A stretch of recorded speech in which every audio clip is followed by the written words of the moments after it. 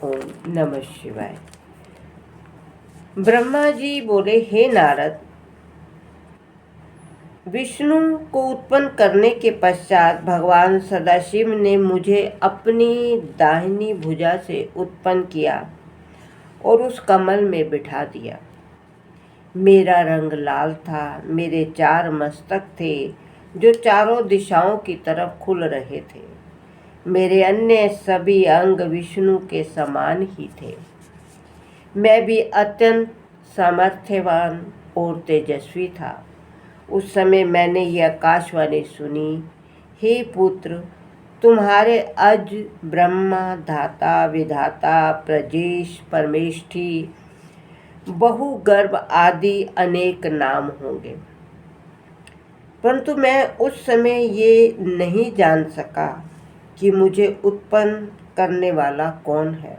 हे नारद, भगवान सदाशिव की माया तीनों भुवनों को घेरे हुए है। वे जो चाहते हैं वही होता है। अस्तु, जब मैं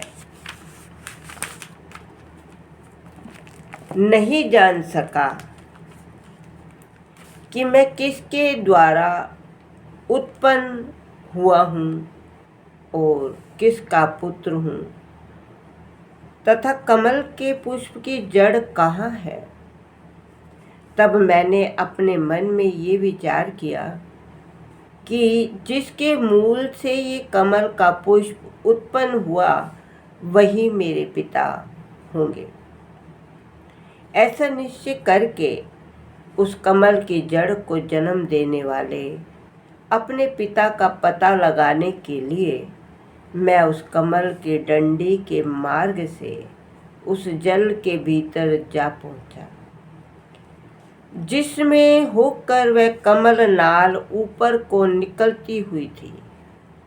यद्यपि मैं उस कमल नाल के सहारे सैकड़ों कोसों तक पानी के भीतर चला गया, परंतु मुझे उसके उद्गम स्थान का कोई भी पता नहीं चला सका।